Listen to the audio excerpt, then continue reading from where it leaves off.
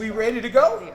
We ready. Woo-hoo. Boy, it's been a minute. Another Man Family Dinner coming right at you. Tia, what? Welcome back to our channel. So we're going to bless the food and then we're going to eat. We're having breakfast for dinner, by the way. Father, we thank you for this opportunity just to be in your presence, God. We ask you to just bless this food for the nourishment of our body and purify it. And we thank you for the fellowship. In Jesus' name, amen. Amen. Amen. Everybody pass these phones down. Put my face down. Tell somebody to try to FaceTime me. It's crazy. Pass the phones down. It's crazy. We can't have the phones at the table. It's a rule. We've been MIA for a little bit. We've been gone for a little while. We've been working, living life. Everybody. Okay, let me tell y'all something. We got somebody that moved back to Texas. A New Yorker came back home. Tiffany moved back to Texas. All good. What are we doing today, y'all? We having breakfast for dinner. First, we're gonna fix our plates Just so that we're hungry. not clanky. No, I just don't want to be making noise. Okay, so let's make a So plate everybody, right we're there. gonna make plates and then we can hop in too. But today we do have something going on. Oh, I wasted. Okay, I'll have. Portia, What can you you want, pass baby? me the rice? I'm doing some low carbs, so I have low carb bread. So we have guests today. We're gonna bring in our guest here in a little while, but we don't want to have plates clanking around while we're introducing our guests. We're gonna give our guests undivided full attention. I hate our guests is not here to see have some of this. They're joining I us, can as have Mr. eggs. Brown would say, "Viva the satellite." Come on, Viva. potatoes. I'll just take eggs. Okay. You don't want potatoes? No, because I'm doing the right. So we're doing breakfast for dinner today, and Bacon and sausage. this is You got a cooker. It's hot as. the ladies prepared the meal. Sausages. What else do What do I we need? have? Eggs. We have some bacon. We have turkey sausage, regular sausage, rice, eggs, biscuits. David's still at the table, like beating stuff. Beating what? Okay, we don't want to have our guests wait. Ooh, that didn't sound right. did it? I'm beating stuff. Wait a minute. We don't want to have our guests waiting too long. Today, we're doing this episode, we're giving information. Given the state that we're in our country, in our world with this pandemic, our community is affected greatly by this whole pandemic and everything that's going on. So what we wanted to do today is give you guys some information. What's been going on? As usual, what's going on in our world, that's what we talk about. Right. I'm Y'all finna say, see the and title? you can You see the title. Yeah, you see the title. You know what it is. So we wanted to just simply give information because, this thing has been affecting us. All of us at the table, we lost a really good friend to COVID. One of our musicians, rest in peace, Big Dog. And so Carl Calhoun. We wanted to make sure that we shared information with you as it relates to the COVID virus, the vaccine, and all of that. We wanted to give you guys information. So we brought in an expert today because we're no expert. Right. No, ain't. We're no experts, but we do have questions just like you have questions because I have trust issues with the government. I got issues. I think we all do. Some of Yeah. us out there do. We have trust issues, but Rightfully so. Right, yeah, and it is rightfully so. So we wanted to bring in somebody to answer some questions that we have because we got some questions. And I'm sure some of them are your questions that you guys had, so these are your questions. So we want to bring in Dr. Wosu. Welcome, Dr. Wosu. Thank you. Thank you for having me. So, Dr. Wosu, tell us a little bit about yourself. Sure. So, I am a Washingtonian, born and raised in DC, and I'm currently an internal medicine physician in the area. So, this conversation you're having, this is something that I've been discussing every day in my office. And outside of that, I'm an author of Straight Talk from the Doctor. So I pretty much go around the world just promoting health and wellness. And of course, this vaccine has taken this virus has taken its toll on the lives of so many. And so the discussion has definitely shifted to this. So I'm really happy to be here with you today. All right. Well, thank you. Welcome to the Man Family Dinner. Yes. At which we're having Man Family Breakfast today. So we have a lot of questions for you. I hope we don't ask too many. I was just about to There say. are not too many questions. Okay. Some of them may be unorthodox. Is that fine? They're fine. Okay. So the first question is, how does the vaccine protect me? How does vaccine work? So I guess just walk us through how this vaccine works. Sure. And so, as with all vaccines, the goal of the vaccine is to give a person immunity to the virus that is targeting. And in this case, it's targeting coronavirus. And so right now, there are 3 vaccines that are approved here in the United States, the Pfizer, Moderna, and Johnson & Johnson vaccine. The Pfizer Moderna vaccine work fairly the same. They're using the mRNA, and people may have heard that term a lot. It stands for messenger ribonucleic acid, mRNA.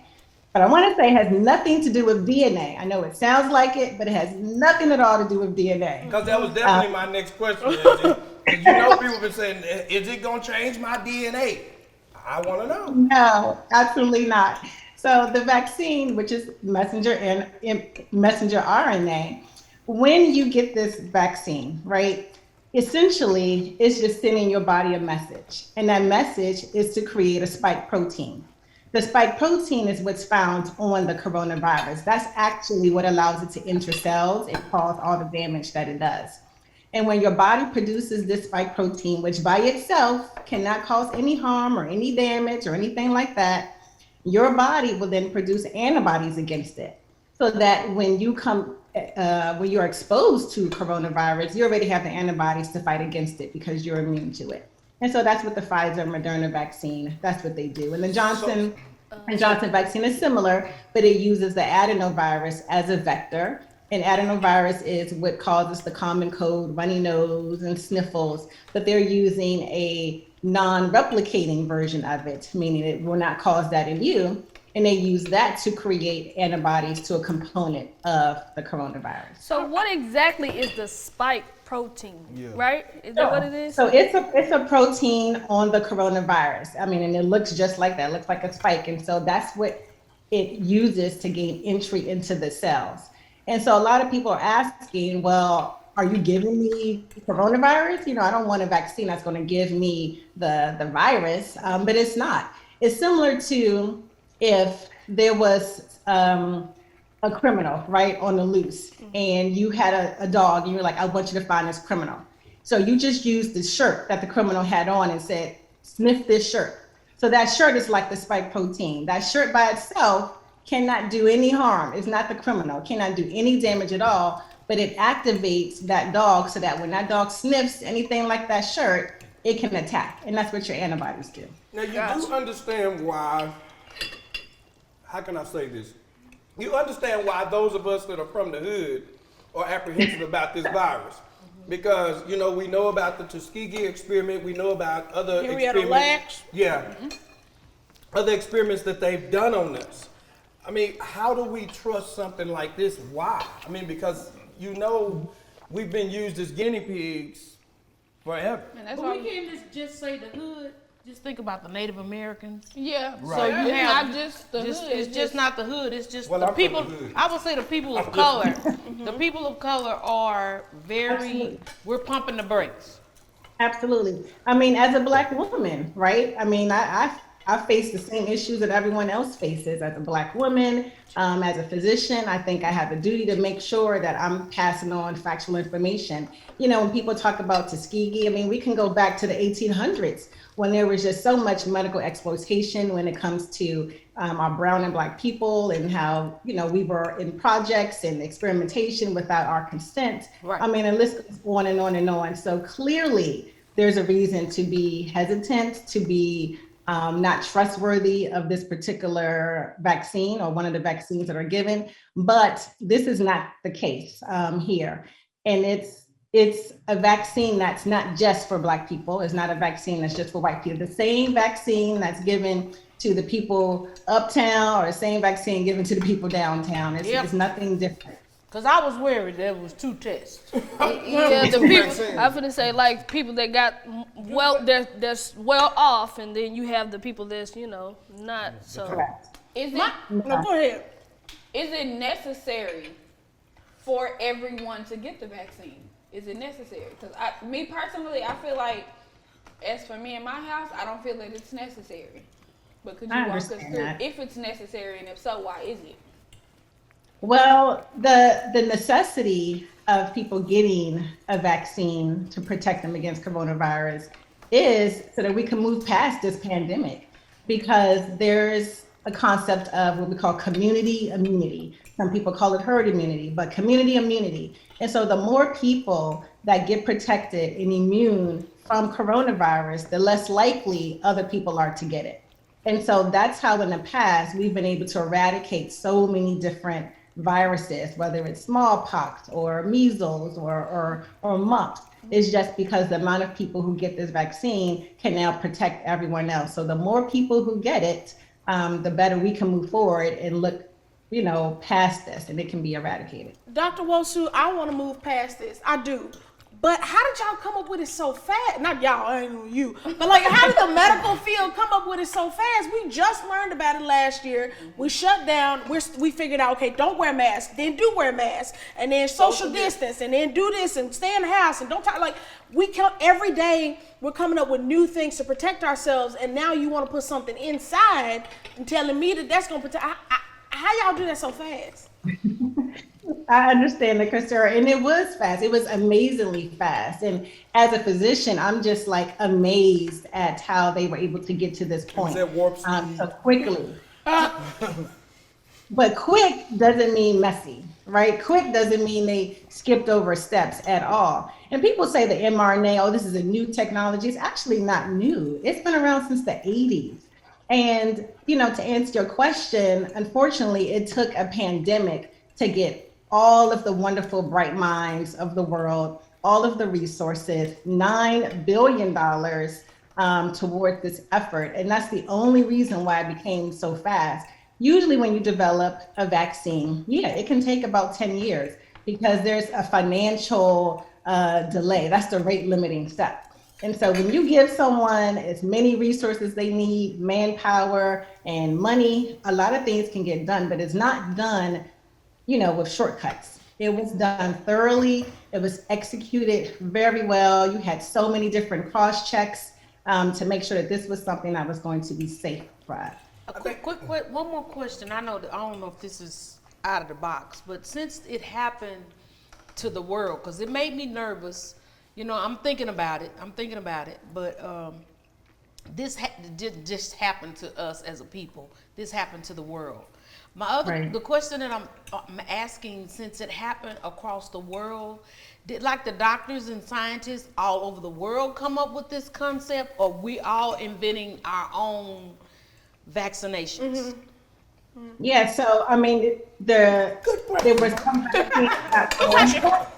coverage based, with the NIH, and there were some that were, based overseas. I mean, some of the trials happened in South Africa and Latin American countries. And so, yes, you have minds from all over the world coming together, with this effort. You do have companies in other countries formulating their vaccines. I mean, I think at one point there were hundreds of different trials going on at the same time. It's just that we know about these 3 because they're now approved. But yes, minds from all over the world, resources all over the world. The collaboration was just phenomenal. And that's why it was, so fast. But again, it wasn't messy, no steps missed, all T's were crossed, all I's were dotted, to make it safe, safe vaccine. So quick question. I'm assuming you got the vaccine, and if you did, which one was it? And which one you suggest? Sure. I received my Moderna vaccine. I received both shots 4 weeks apart, one in January and another one in February. Why do we need 2 shots? Yeah. And which one did you get? Moderna. Oh, okay. I missed it. Pay attention. Pay attention in class. Yeah. Why do we need two inserts?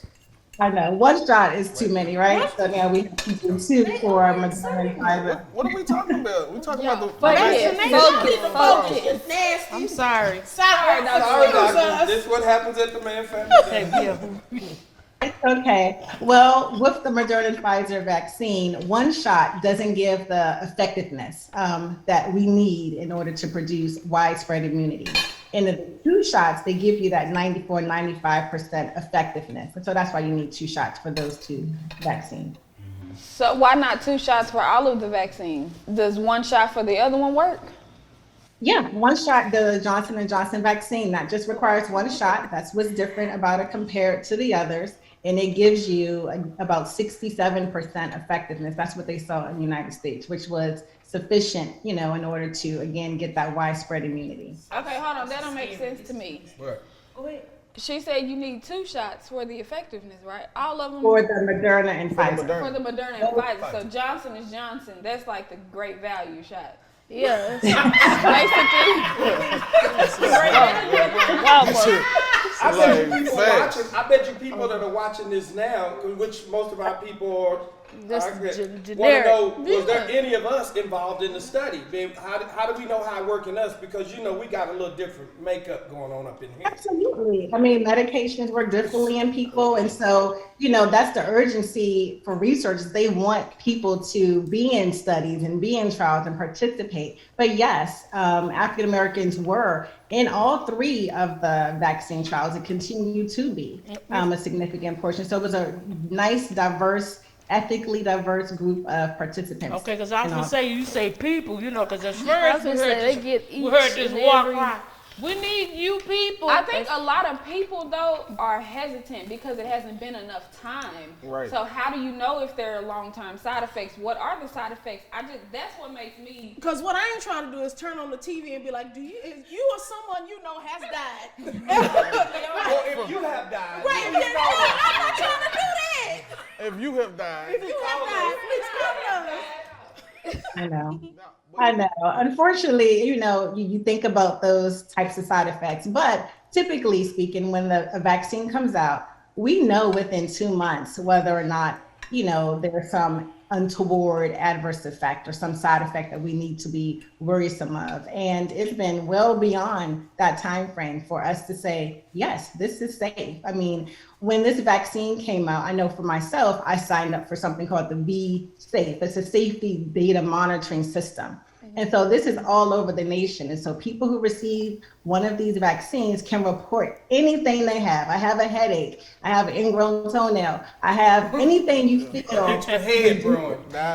You can report. And nothing out of the ordinary that they didn't see in the trials already has been reported, which is great because people have the opportunity to do that. And so it's monitored. Yeah, so doctor, right now I'm gonna ask you some questions because there's been a million rumors about these vaccines. We're talking about from it's the mark of the beast, it's a chip in it, there's been baby fetuses from aborted babies in it. So just give the people peace of mind when it comes to those type of things. I know you can't just kind of banish all of them or get rid of all of them, but before you answer that, for the people who are watching, we're not trying to tell y'all to do or not to do. We're just talking about it. We just want y'all to know that we have questions, just like everybody out there. But we just want y'all to know we asking questions, and we're not telling you to take the vaccine or not to. We just wanted to make sure we gave information so you'd have an informed. You can make an informed decision and a decision of educated decision. Right. Before you answer David's question, I'm sorry, I didn't hear what those side effects were for the vaccine. The side effects that we typically get from vaccines, so it's soreness at the site of injection, and so you can have arm soreness. I did. Right. You can have fatigue, and again, these are all side effects as a result of your antibodies being revved up to fight and to go to war if it comes in close, contact with the coronavirus. And so you can have some fatigue, headache, arm soreness, maybe body aches, and those are all the symptoms that I had. Some people haven't had any symptoms. My dad, who's 86, he took the Pfizer vaccine and he's completely fine. I called him, checking on him, and he was wondering why I was calling him. Because they don't make them like that. Yeah, I'm about to say, they don't make it like that. Here, pure blood though. They don't make them tough like that no more. Here, pure blood. I'm strong like ox. Now earlier I'm sorry, David. I just want some clarity because a lot of people are wondering the same thing when it comes to the chips. Is this a way for the government to track us? To track us, the baby fetus thing. I don't even know half of them, but It's been so many. There's definitely a rabbit hole, as far as the myths are concerned regarding this particular vaccine, but it's really not true. It's one thing, it's best to get your information from a medical professional because there's a lot on social media, as you know, and Google and things that you can just easily find your way in a whole different direction. That's not the truth. And so there is no chip. I went and get something that had a chip in it. And so just based on my own experience, it's a liquid that went into a syringe, that went into my arm. I saw the valve, I have the lot number. There's nothing mysterious about it at all. It's a vaccine that's really just trying to pull us through this pandemic so we can get beyond this. So if I get the vaccine, does that keep me from getting COVID? It's 95% effective. So it's not 100%. At all, most things are not, but it's 95% effective. It will, however, prevent you from getting a severe case of COVID or dying from COVID. We do know that there was not one case of someone who died from COVID or had severe complications from COVID who took these vaccines. How long does it last? Is that what you're about to ask? No, you can go there. How long does it last? I mean, are we going to be taking this every year and we're going to be back in the same spot every year? So right now, the participants, the trials started last summer, and they're being monitored for at least up to 2 years. And right now, they're still immune to it. So we don't have an end date yet, but as they continue to be monitored, checking their antibody levels, then we can come to a conclusion as to how often do we need to take this? Do we need to take a booster? Is it a one-time thing? And so that study hasn't been concluded yet, so we'll find out. So when it comes to the quantity of the vaccine, like is it certain communities are going to be getting more, certain communities are going to be getting less? Like, I would hope not. I will hope that there's equal distribution in all communities, especially communities that have been hard hit with it. I mean, we know that this particular virus has disproportionately killed African Americans. And we know equality don't always spread over to us. So. Yeah, that's why my question is that. Like, are we going to be able to? Because I think part of the problem is that in our community, we've seen people come to our community and have a slot to get the shot. Right. And it's because we've been so apprehensive about it, rightfully so. I mean, we all know we have a legit reason to be. But the problem has been, there's been spots available that we haven't used. Because we just waiting and seeing. Yeah. Right. Well, but the thing is, we can't just act like we're dying at a disproportionate rate just because our DNA makes us more susceptible. It's because of a long string of things, which is why a lot of us don't trust this vaccine. Correct. There are food deserts and, not medical care, and we're not taught certain things in our communities. We're having to undo generations of trauma as it pertains to our health. So how are we supposed to just up and be like, oh, okay, y'all gonna do right now? Okay, cool.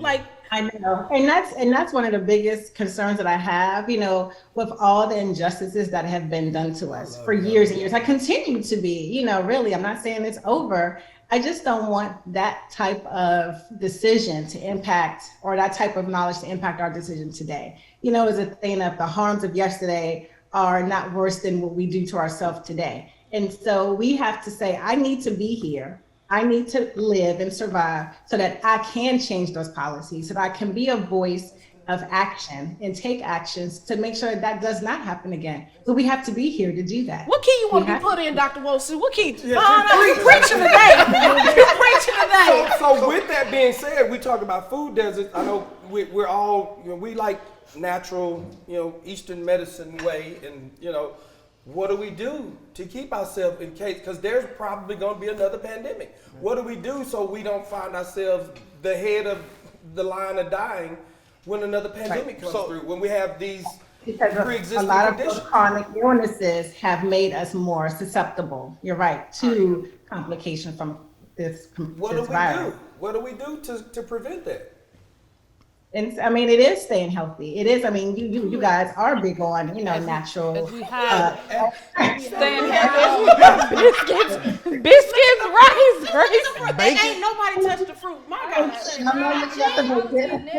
Well, we know that it comes with the lack of nutrition in our communities. It comes from the lack of having those those proper foods in our community. So what we're saying is we want them to put that same energy that they putting into getting us to do this vaccine into making sure that our community is That's what I was just about to say. As much as we've rolled out all of the facts behind the vaccine, how come we aren't taking enough time to educate or putting that much energy into educating on? Because you can do your garlic, your ginger, your turmeric, you know what I mean. You can do I feel like everything natural, and that's just where I am in life. I got some on my face. No, I'm listening. I feel like we can do this the natural way. What you're saying, and what I'm gathering, is that the vaccine is a sped up version of your immune system, as opposed to building it with elderberry and all the other natural things. And okay, go ahead, Doc. You got it. 'Cause I'm about to say. No, I mean, yes, your body should always be in a state of health, right? A state to fight off things. That's what health is. Health is the ability to be exposed to viruses and parasites and all types of things, but not get sick from it. That's the true definition of health. And in order to get that, you're right, the things we put into our body, the food, the exercise, will help us get to that place. But the Western medicine and Eastern medicine, it really should be a marriage. It shouldn't be either or. I mean, of course you should take those days and take your supplements and such, but if the time comes that you have a condition that needs medication similar to this particular pandemic, this virus, then we need to take something to help us. But what's so funny is that when you talk about medicine, the funny thing about it, y'all, is we are questioning this vaccine, but we're getting written prescriptions every day that you really don't know anything over about, the counter medicine, everything that we're taking. So it's a lot to take into consideration. I say do more research. I was just about to say, now that don't mean we saying, well, just take it because you're taking other medicines. No, I'm not. No, that's what I say, but it's just a lot, just a lot more, like you said, more research. I mean, even without, I agree. I think this has really shed a light, right, on the health of our community. And like, you all were saying, the funds that are going in our community to make sure that these chronic illnesses are protected, the education, the resources, the healthy fruits and vegetables in the grocery store, not the leftover fruits and vegetables that make it into our grocery stores. And so there is a light shed, but those issues shouldn't be to make someone not want to take the vaccine. Those are issues that we have to face, but we shouldn't be rebellious against the vaccine as a result of it. It has, two different things, but it did shed light on it, and we have to act towards it. This forum that you guys have to shed that information, our young adults are so aggressive and active when it comes to advocacy that I'm pretty sure that this particular situation is going to just bring so much to the forefront, and we have to advocate for our health and for ourselves. But just like we hold those Black Lives Matter signs up, our Black life has to matter.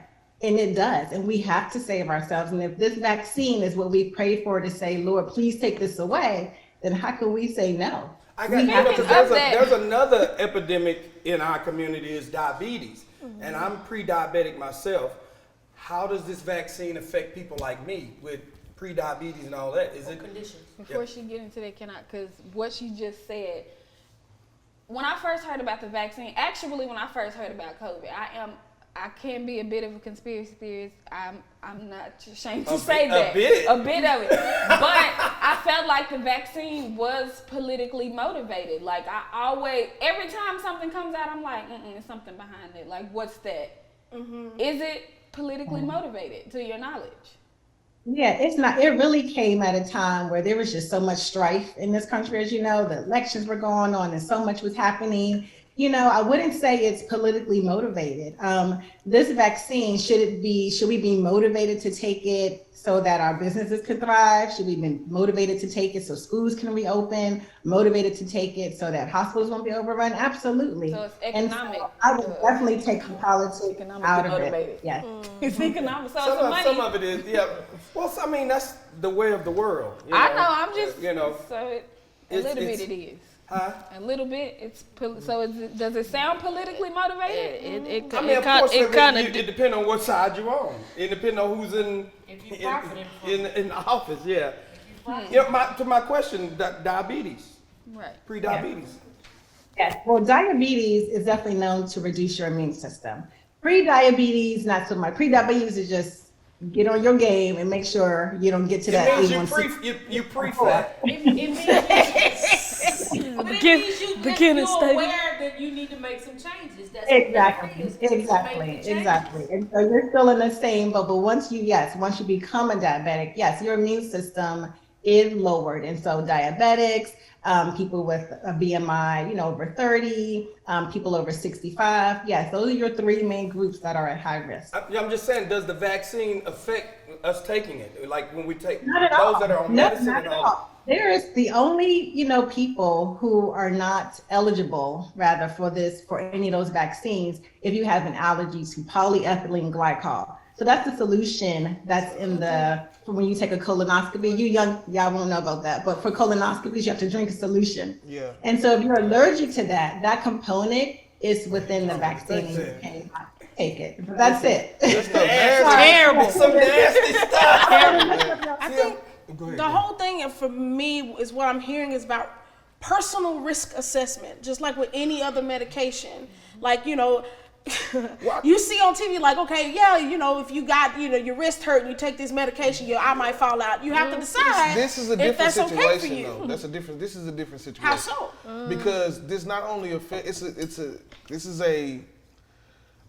I guess I know what Because you're saying because we asked that question. How does me getting the vaccine affect you? Yeah, How because does you not getting the vaccine affect affect him, me? and it does because it's not. This is an airborne sickness, right? It is Is that risky, for the sex doc? but it's risky because it's like if we don't. Because for if you instance, don't get it you and you're carrying it, you might be asymptomatic. True. It's a possibility that you could take it home to your father Well, that has diabetes. my father should get the vaccine then, right?